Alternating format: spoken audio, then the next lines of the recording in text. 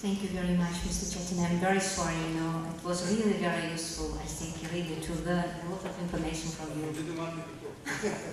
But as a moderator, I'm trying just to, bring everyone together, to finish on time our discussion. And I hope you will understand. And the fourth speaker of our session is Mr. Pierre Jolicoeur, if I am right. I'm sorry if something wrong with pronunciation. He is a professor of political science at the Royal Military College of Canada since 2007. He is the head of the Department of Political Science. Mr.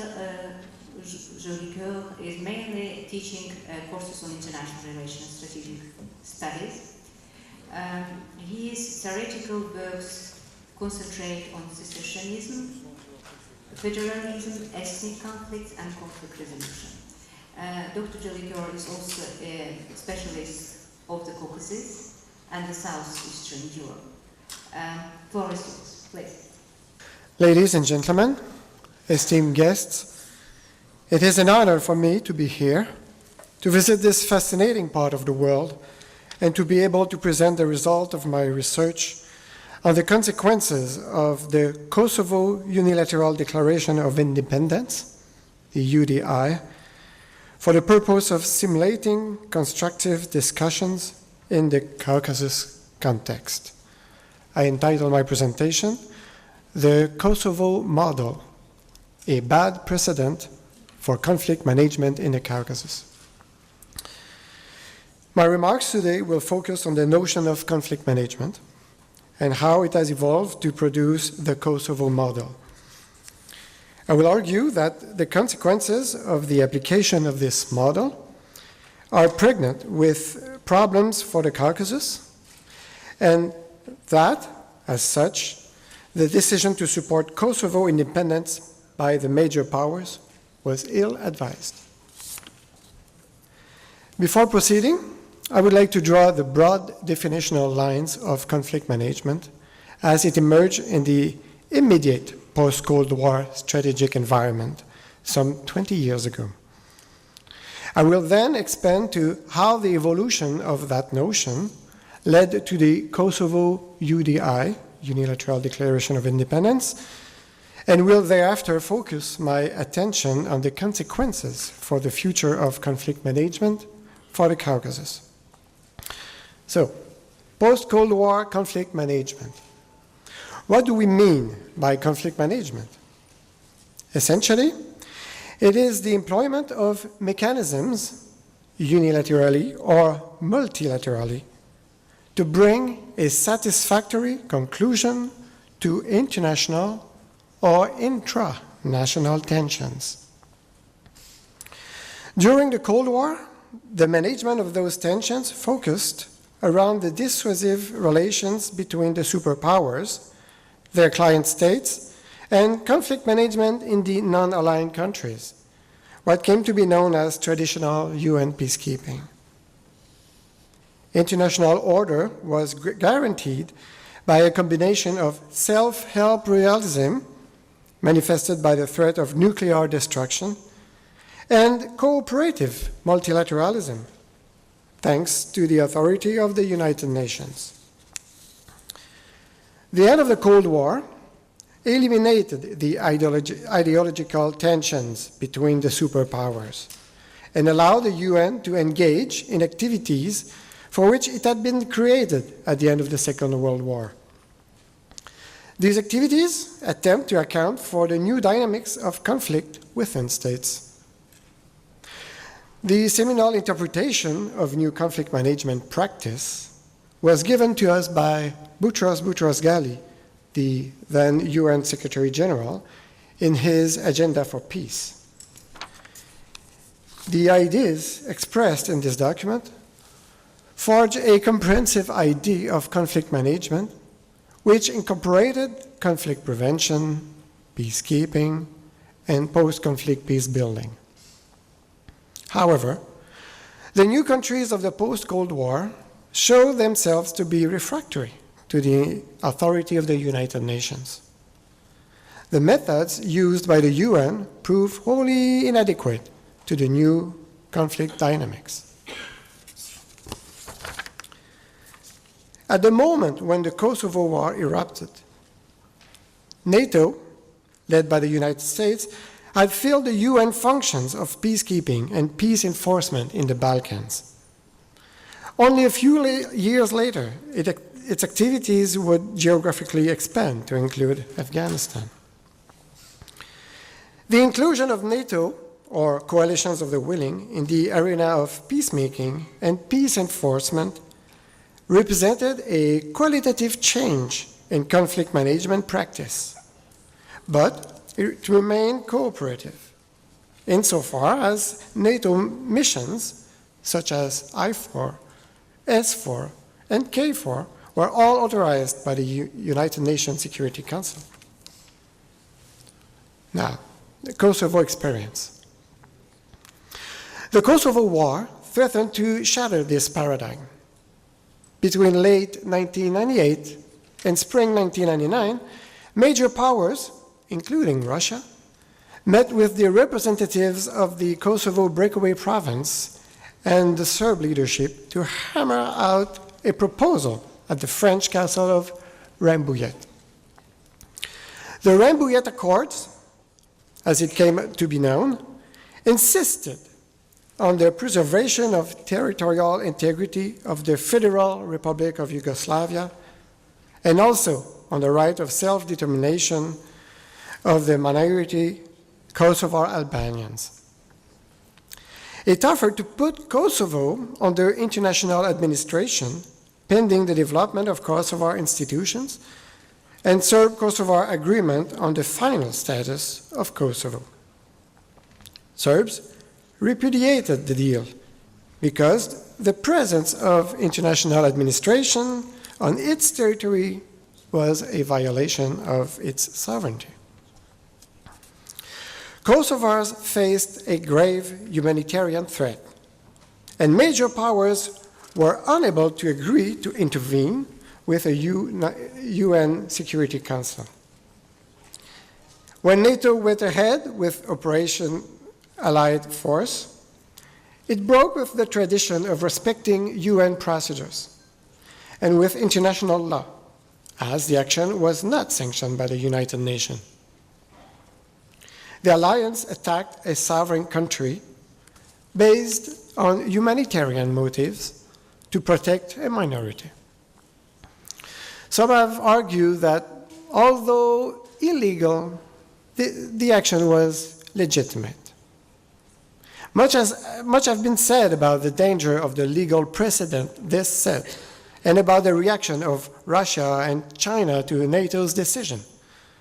But it bears mentioning that all seemed repaired immediately after Serbia's defeat, with the issuance of a UN Security Council Resolution 1244. This resolution, 1244, basically repeated the tenets of the Rambouillet Accords. It imposed Kosovo to international administration, pending the development of indigenous institutions and capabilities, and an agreement with Belgrade over the final status of Kosovo. Resolution 1244 repeated the mantra about the sanctity of the principle of territorial integrity of the former Republic of Yugoslavia and of the Helsinki Final Act. It created a reality on the ground which would have been obtained if Serbia had accepted the Rambouillet Accords a few months earlier. To make a long story short, Belgrade and Pristina argued and negotiated until February 2008, when Kosovo unilaterally declared independence. Let me be clear.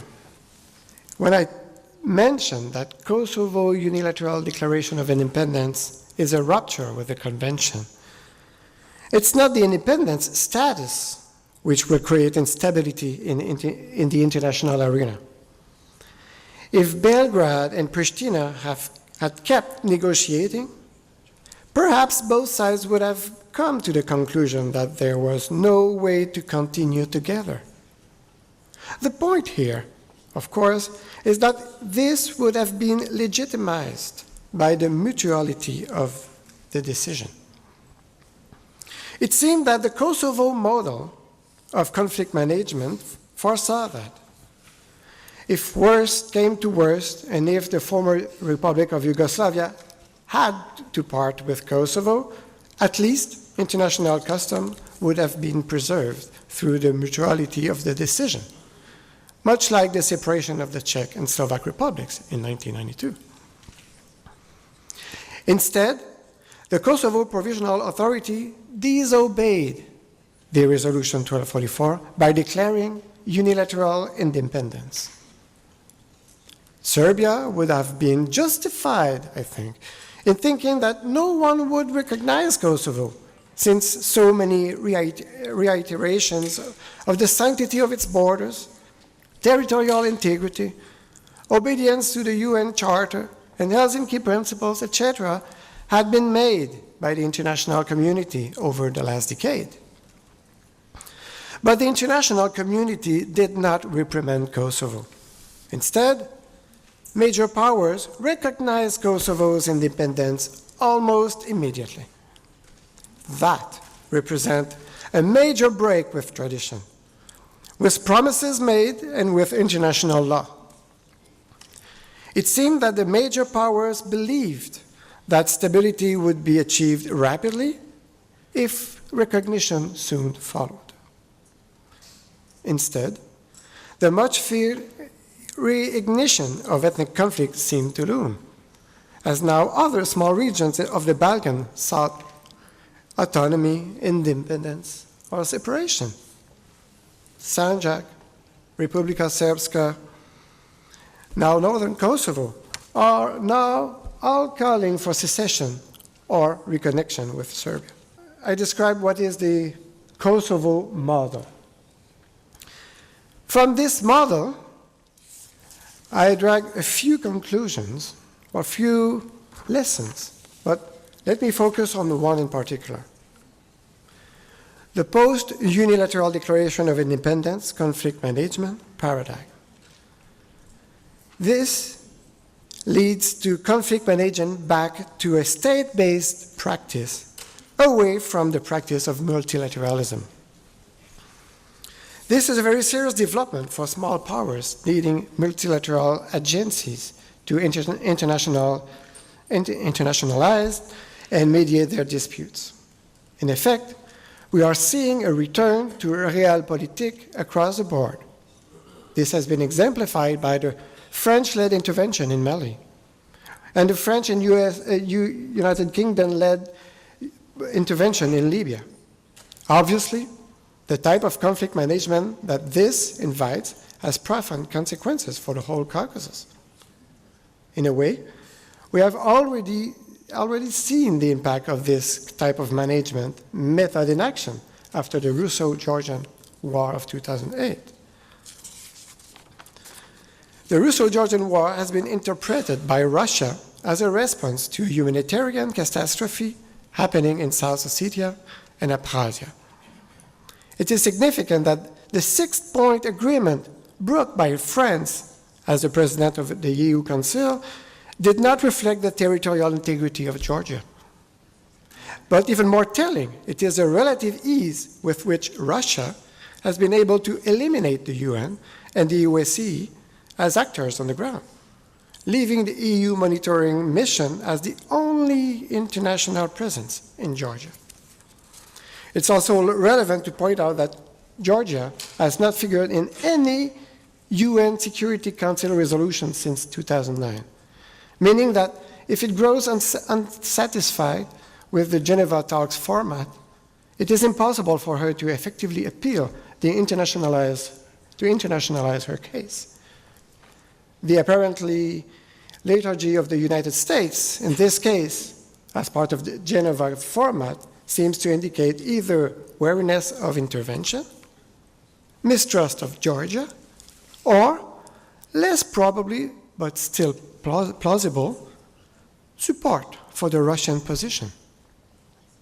The Kosovo model of conflict management has given us the outcome of August 2008 for Abkhazia and South Ossetia.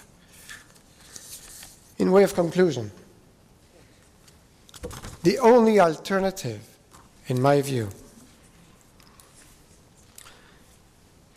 the Rambouillet Accords and the United Nations Security Council Resolution 1244 were based on the capacity of the parties to entertain dialogue in good faith. In effect, to avoid the Kosovo scenario to be repeated, the only alternative is dialogue. It may lead to painful conclusions for the political elite of the Caucasus. And the more the principles of international law are flouted, as they were in the Kosovo model, the more distant becomes the promise of multilateral integration for the home countries and their breakaway regions. The conflict management approach of the post-unilateral declaration of independence of Kosovo, adopted by the great powers in Kosovo, has enabled Russia to, quote unquote, free Abkhazia and South Ossetia from Georgia. But it has made their residents prisoners of their own nationality. It is a bad model because, in the end, it has achieved the polar opposite of what it was aiming for.